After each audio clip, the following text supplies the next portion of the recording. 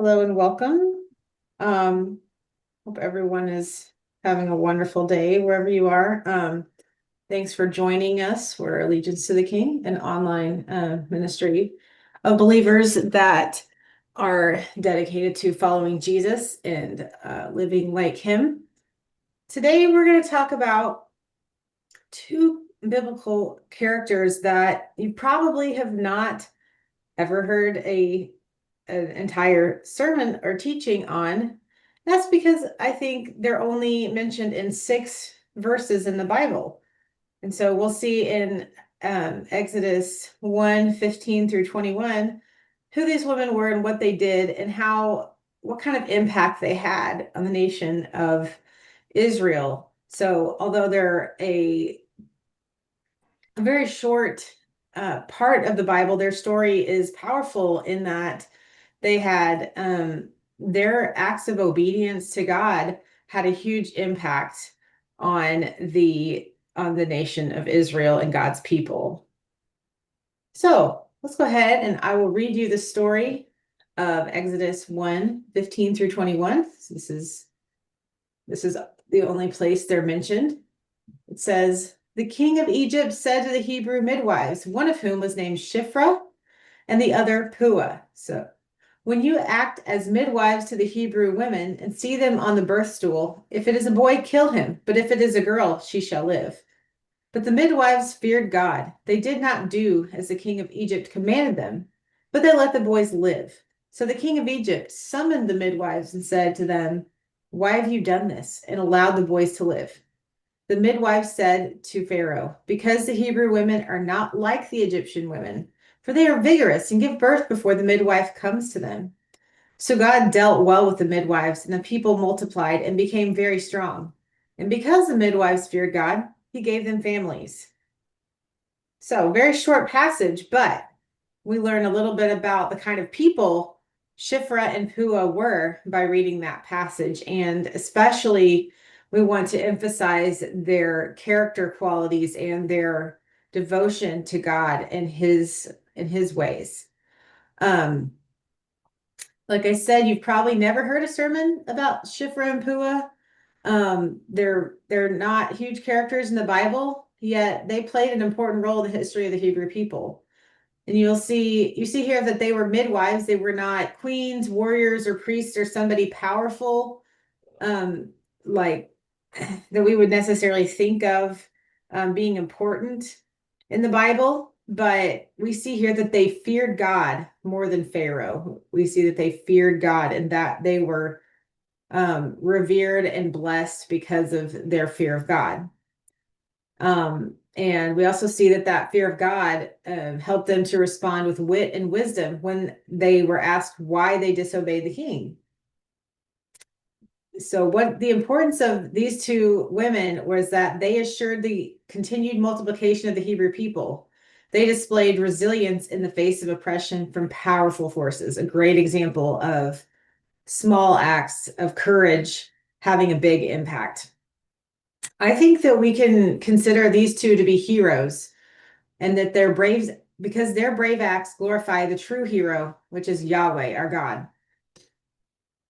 You can definitely see their impact through this story. So let's talk about excuse me, Shiphrah and Puah's leadership qualities. Now, these are not two people that the world would consider leaders. I think that they're not powerful, and people might not think of them as people that have leadership skills. However, they showed how powerfully God can work through unlikely people. This can be a great inspiration to those of us who don't have um, what's considered great power or leadership skills.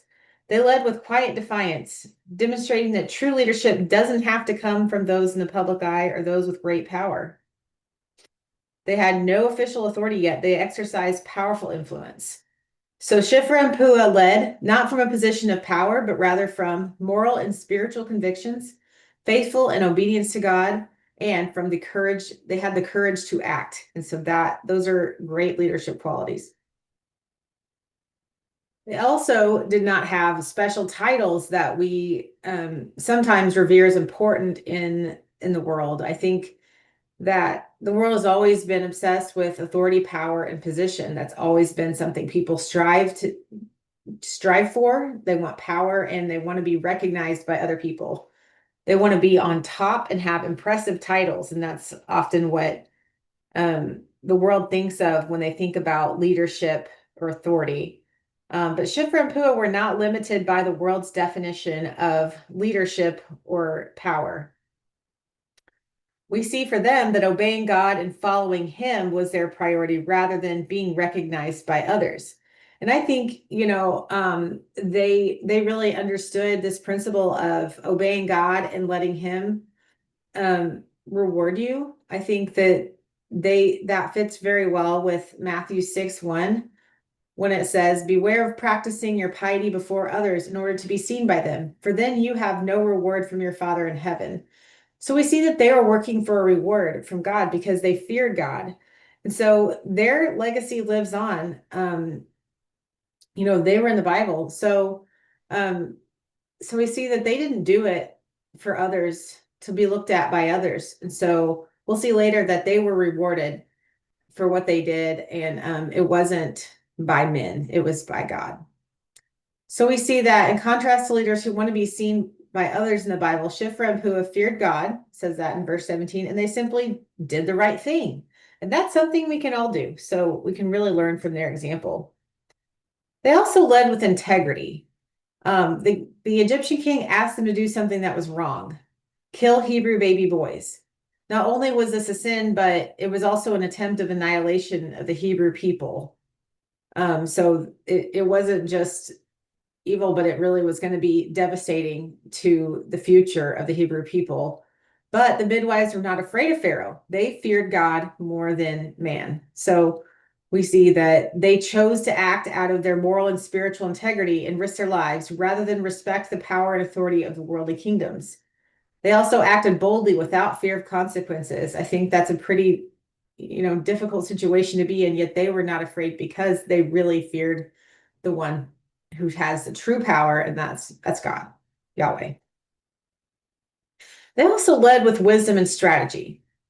So not only did they do what was right, they had a strategic plan when they did this. When they were asked to give an account of why they let the Hebrew boys live, they said, "Because the Hebrew women are not like the Egyptian women, for they are vigorous and give birth before the midwife comes to them."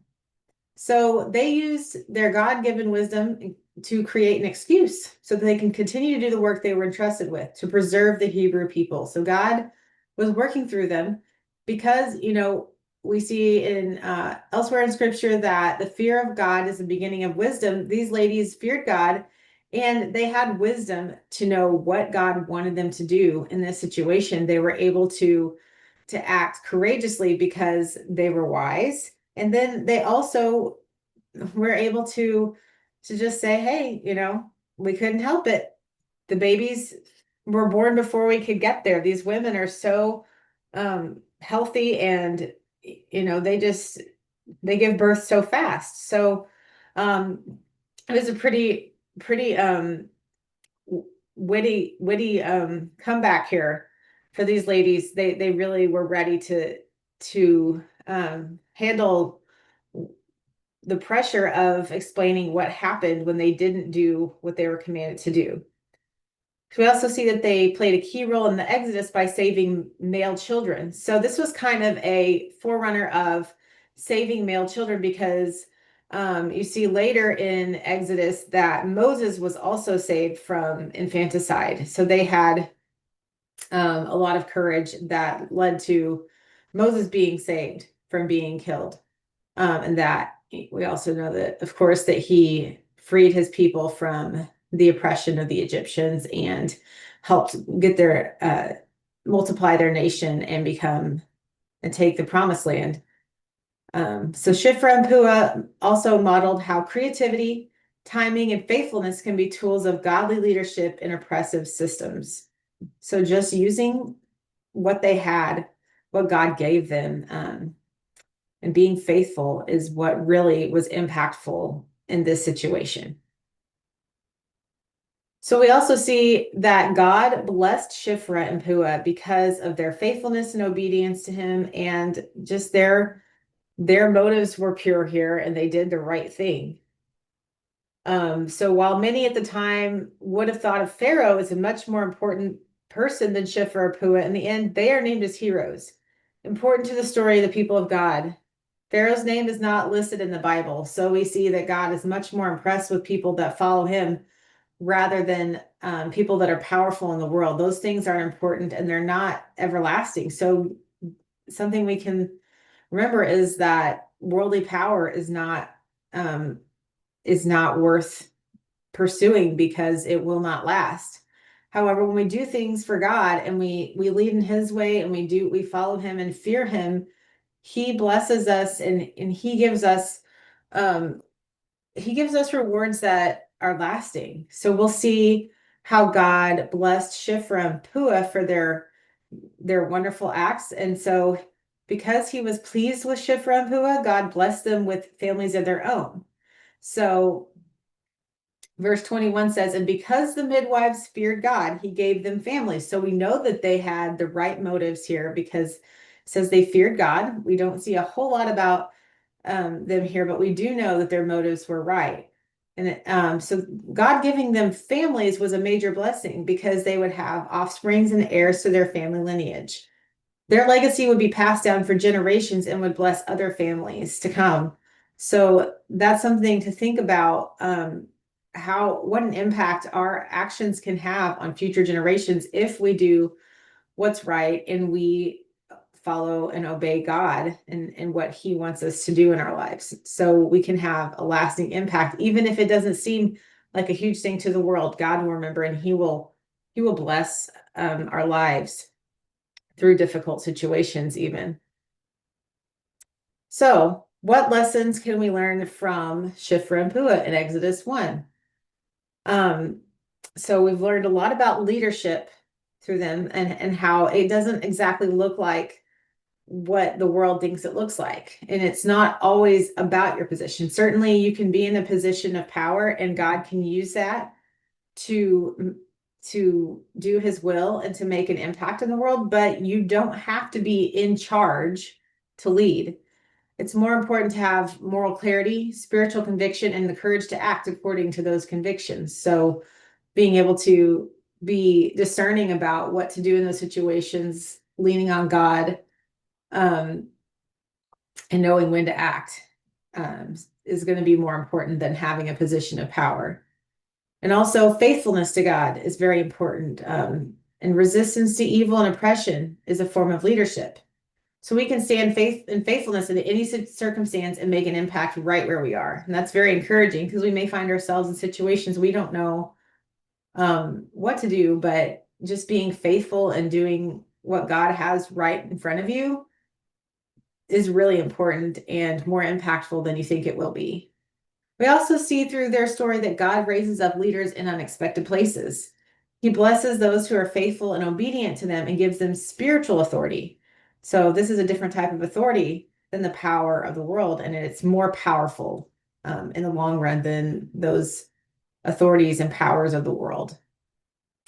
And finally, though you may or may not see fruit from your godly leadership, by following God's will in your life, you can have an impact on many generations, even through seemingly small acts.